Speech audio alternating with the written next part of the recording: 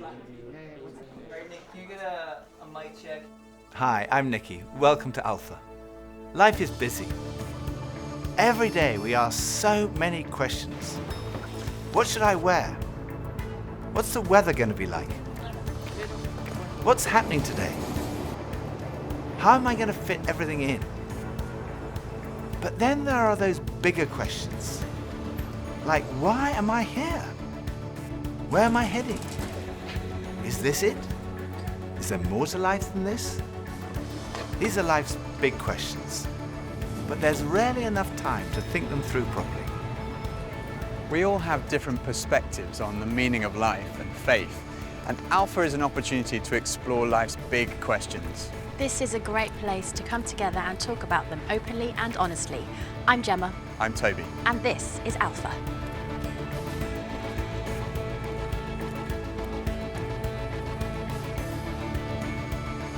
If it turned out that God was real after all, Let's have a little think about this one. I'd ask if I could be squeezed in as someone's +1 to heaven. I don't know. I don't think I would ask anything. When am I going to be rich? Why everyone doesn't have a relationship with you? Are you real, God? Where are you?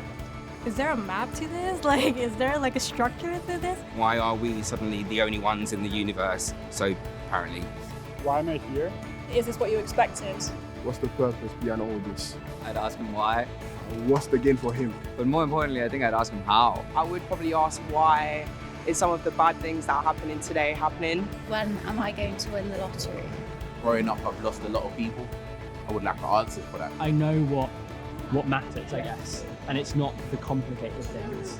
So what question would you ask, do you reckon? Where's the nearest Greggs? Friends of mine told me that the first night they came to Alpha, they sat in their car for half an hour waiting and watching people going in. And eventually, when they'd seen enough normal-looking people going in, they thought they'd give it a try. And one thing that might be going through your mind is, am I going to be the only one there who doesn't believe all this stuff, who's not a Christian, that doesn't go to church? Well, if that's you, then you're in the right place. Alpha is designed for people who wouldn't call themselves Christians or who are not regular churchgoers. It might feel a bit strange to be discussing life and faith with people that you've never met before. But the best thing about Alpha is often the great friendships that are formed over the weeks. For much of my life, I was not remotely interested in Christianity. In fact, I don't think I'd ever come to something like Alpha. I was not brought up as a Christian. My father was a secular Jew. He was an agnostic, and my mother didn't go to church, and I had no interest at all in Christianity. First of all, I just thought it was so boring. Everything to me about church, Christianity, religion was just dull and dreary. And it kind of made me feel a little bit guilty. I didn't know why, but I just didn't want to have anything to do with it. And I also thought it was untrue. I thought I'd sort of thought it through, and I'd come up with these intellectual objections, and I called myself, very pretentiously, I called myself a logical determinist. And I quite enjoyed arguing with people who called themselves Christians. And at university, I had a bit of a reputation for being an argumentative atheist. And I also thought it was irrelevant to my life. I couldn't see how someone who'd lived 2,000 years ago, 2,000 miles away, could have any relevance to my life today. It just seemed outdated and irrelevant. But at the same time, looking back now, I would say something was missing. I say that because I don't think I was living in the moment. I was always looking forward to the next thing in life. So when I was at school, I was thinking, when I finish my exams, maybe that will be when I'm going to really start to enjoy life. I finished my exams, and then after about 3 weeks, I started to think there's got to be more to life than this. And I thought, well, maybe when I've left school, that will be what life's all about. And then I left school, and after about 3 weeks, I started to think, there's got to be more to life than this. I thought, well, maybe the answer is to get a girlfriend. And somehow, I don't know how I managed it, but I managed to find a girlfriend. Again, after about 3 weeks, I started to think, there's got to be more to life than this. And basically, there was something missing. I was longing for more. The actor Jim Carrey once said, "I wish everyone could get rich and famous and have everything they've ever dreamed of, so they would know that's not the answer." Some people dream of having their name in lights, of fame and fortune. Some people dream of finding happiness through relationships, careers, money, whatever it may be. But do you ever get that niggly feeling that as good as those things are, there must be more to life? Yeah, all too often life just doesn't turn out the way we think it should. And even when it does and we achieve our wildest dreams, it's somehow never quite enough. It just doesn't satisfy. It's like there's something missing. The comedian and actor Russell Brand said, "Drugs and alcohol are not my problem. Reality is my problem. Drugs and alcohol are my solution to fill up a hole inside me." And Jesus said, "I am the bread of life." In other words, I'm the one who fulfills the longing that's deep inside every human heart. Jesus claimed to be the one person who can satisfy that spiritual hunger. Freddie Mercury, the lead singer of the rock group Queen, had amassed a huge fortune and attracted millions of fans. But he admitted in an interview shortly before his death that he was desperately lonely. He said this, "You can have everything in the world and still be the loneliest man, and that's the most bitter type of loneliness. Success has brought me world idolization and millions of pounds, but it's prevented me from having the one thing we all need, a loving, ongoing relationship." Ultimately, there's only one relationship that is totally loving and goes on forever, and that's a relationship with God. And Jesus said, "I am the way to that relationship." Jesus said, "I am the way, the truth, and the life."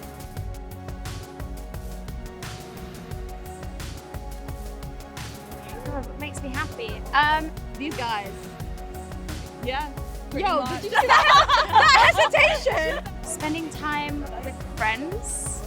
I agree. Living free, doing what I love doing, and that's creating artwork. I like cars. I like cars when I drive. There's food on the table. It's like, oh, someone made food. That makes me happy. Food. Food makes me happy. Jerk chicken and rice and peas. Oh, the plantain. Don't forget the plantain, you know. Family, creativity, art, football. Do I think there's more to life than this? This. Yeah, this being... This? Oh, open question, okay. Oh. Yeah, I do. No. You're born and then you die. What is this? That's the question. Well, no, I think it's like the question is there heaven or something? I don't think there's more to life than each other. I think we are the point. Absolutely. Not just about scrolling through Instagram. I'd hope so. I think the later on I get in my life, the more I believe it. But right now, I think I'm still on the edge. When I was about 17, I was sitting having a burger with two friends, and we were looking out the window and commenting on a few of the stores across the street, and I suddenly realized that I couldn't read any of the signs, even if I squinted.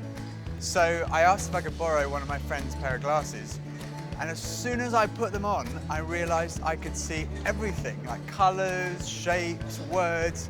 I was amazed at how everything was so clear. And I could see before, but now I could really see. And to me, that's the best way to describe the difference that Jesus makes. Jesus is the lens through which we see God, and he's also the lens by which we see the world in a totally different way. Jesus said, "I am the truth."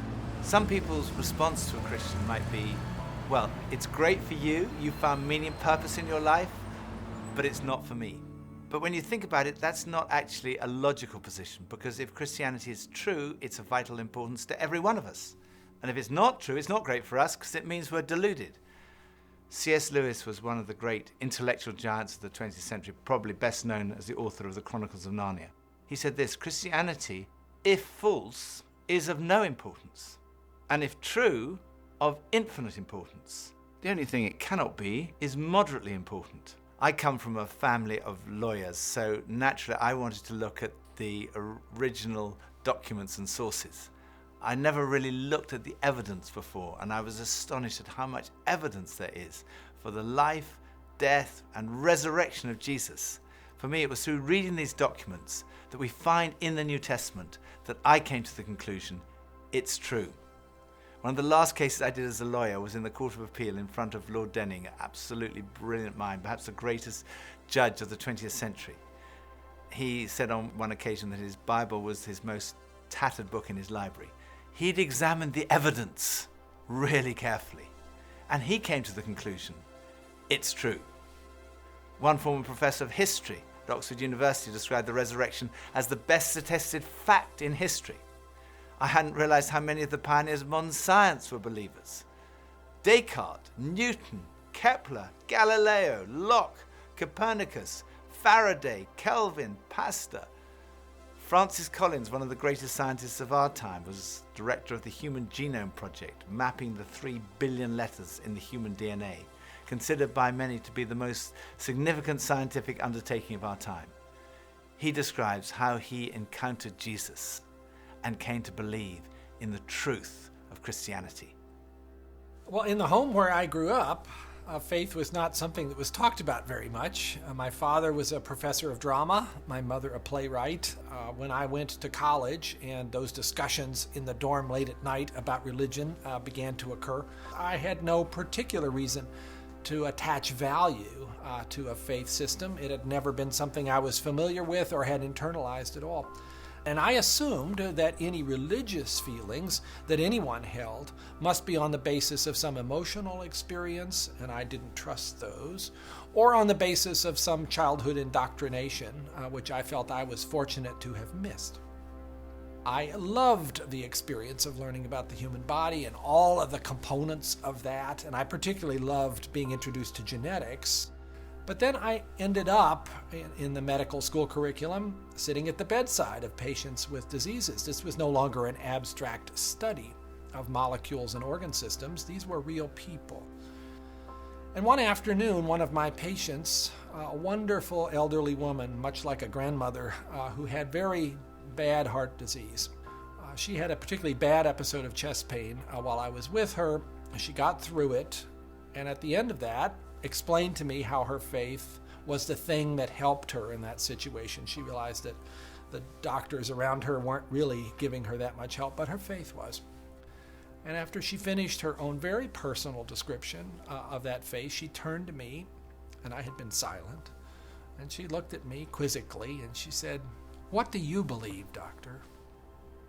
And ultimately, I had to admit to myself that her question had made me realize that I had arrived at an answer to the most important issue that we humans ever deal with. Is there a God? And I had arrived there without ever really looking at the evidence. And I was supposed to be a scientist. If there's one thing scientists claim they do is to arrive at conclusions based upon evidence. And I hadn't taken the trouble to do that. I was greatly assisted by a pastor who lived down the road, who I went and asked about all this, and who gave me a copy of C.S. Lewis's wonderful book, Mere Christianity. Because here was an Oxford scholar, a prodigiously developed intellect, who had traveled the same path. Within those pages, I realized for the first time that one can come to belief on a rational basis, and that in fact, given the many pointers that one sees around oneself in terms of the universe and it having a beginning, and its fine-tuning in terms of the way in which all those constants that determine the behavior of matter and energy seem to have been set just in a certain very precise range to make life possible. And many other things, including my beloved mathematics and why they actually work anyway to describe the universe, something that makes you think the Creator must have been a mathematician.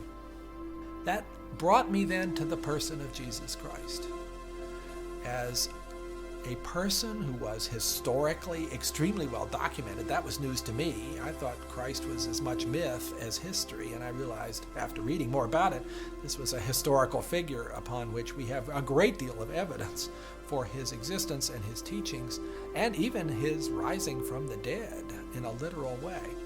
That day at my patient's bedside started a journey for me, a journey that I was reluctant to begin, but I felt I needed to, a journey that I thought would result in strengthening my atheism, but to my surprise, resulted in my conversion.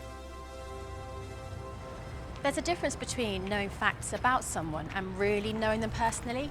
Now, I've known my husband Phil for 3 years now, but suppose if before we met, I found him on a website called The Amazing Man. Now, there's no doubt I would have looked at him and thought, okay, I'm intrigued. But what if each page was dedicated to his amazing abilities, his sparkling personality, his tender heart, his extraordinary intelligence, and his cooking abilities? Well, I would think, wow, he does sound like an amazing person. But that's head knowledge. But I also have the privilege of being married to him, and I know that he's an amazing person, which is knowledge that comes from experience of relationship, and that's heart knowledge. When Jesus said, "I am the truth," he was talking about more than just a kind of intellectual truth. The Hebrew understanding of truth was truth as experienced. And there's a big difference between a kind of intellectual knowledge and a personal knowledge, between your head and your heart.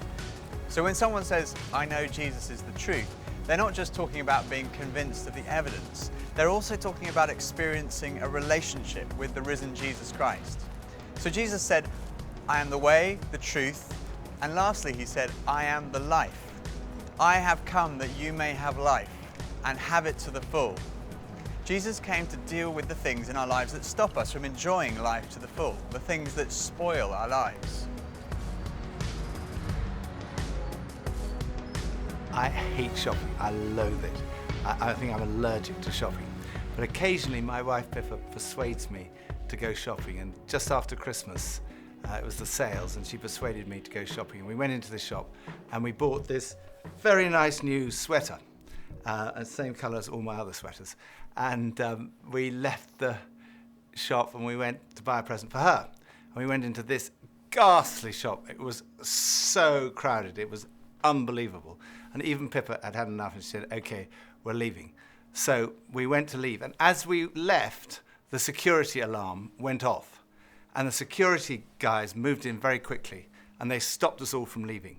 And like the crowd that was trying to leave was stopped, and the crowd that was trying to come in was stopped, and we were there right in the middle. The 6 of us who were going through the security at that one time were all taken off and sectioned off from all the rest, and they wanted to see which one of the 6 of us had set off the alarm. So they sent one of them through, and that was fine. They obviously hadn't set it off. Then they sent the next one through. They obviously hadn't set it off. Then the 3rd, then the 4th. None of them set it off. So it was left with Pippa and I were standing there, and I thought, oh my goodness, I'm married to a shoplifter. It must be Pippa who's got set off the alarm. So they sent her through, and she didn't set it off. So I thought, oh my goodness, I've obviously got something. Someone must have planted something on me. I'm going to be arrested. I'm going to be sent to prison. All the crowd were watching, both sides. They were just watching this criminal who'd been caught going through. So they went through, and as I went through, the alarm went off. They took me to the side. They opened up my rucksack on my back, and there they found this sweater from the other shop with the tag still on it. I felt so guilty. That was like false guilt. I also sometimes experience true feelings of guilt because I do things that are not right, that are not good. And this is the wonderful news that God loves you and he loves me. God came in the person of his Son, Jesus Christ, to die for you and for me. And on the cross, he took all of your guilt, all of my guilt, everything you've ever done wrong, everything I've ever done wrong, said wrong, thought wrong, and he died in our place in order that we could be forgiven. And forgiveness, C.S. Lewis said, it's like a recording of our life wiped completely clean. And when we receive that forgiveness, we find life, and life in all its fullness. And that's what Jesus wants for you and for me. Life in all its fullness. Life at its very, very best. I think for so many years, I always just strived to be strong in myself. And it was as if that all I needed was me and my buddies and, we'd be like invincible. But the truth is, none of us are. And I don't want to do this thing called life. I don't want to do it on my own. And it kind of feels like my longing for this light inside is now stronger than my fear of what others might think. And people often ask, well, doesn't that make faith like a crutch? And, well, maybe, but, what does a crutch do? A crutch helps you stand, and it makes you stronger. And in that case, sure, I need a bit of that. But especially when it's so much more than that. When this faith inside is also like a backbone, helping me stand tall and helping me be strong when I'm really up against it, facing those odds, whether it's on a mountain or stuck in some jungle or just dealing with the storms, with the storms of life. Sure, I need it, I need that. But at heart, my Christian faith says that I'm known to Christ, bought at a price, blessed with light, Faith says that we're loved regardless of our mess, regardless of how many times we fall down, and that Jesus somehow picks me up. And sure, you know, I'll reach out to that. Why wouldn't I? I used to think Christianity was boring, untrue, and irrelevant. But when I read about Jesus, I realized he was anything but. Jesus said he's the way to God. He's the one who brings meaning and purpose to your life. He said he's the truth. He said he's the life. That true fulfillment is found in a relationship with God through him. Alpha is a place where you can be yourself. You can say what you think and challenge everything. No question is too complex or too simple. And what your point of view is as important as anyone else's. And over the weeks ahead, we are going on a journey together, an adventure to explore the questions of life, faith, and meaning. Think of it this way. If you live to be 70, you're going to spend 20 years and 3 months asleep, 10 years and 5 months watching TV, 5 years and 9 months in some form of transportation, 7 years and 6 months eating and drinking. You have approximately 570,000 hours left to live. So why not spend less than 24 of them asking life's biggest questions? Welcome to Alpha.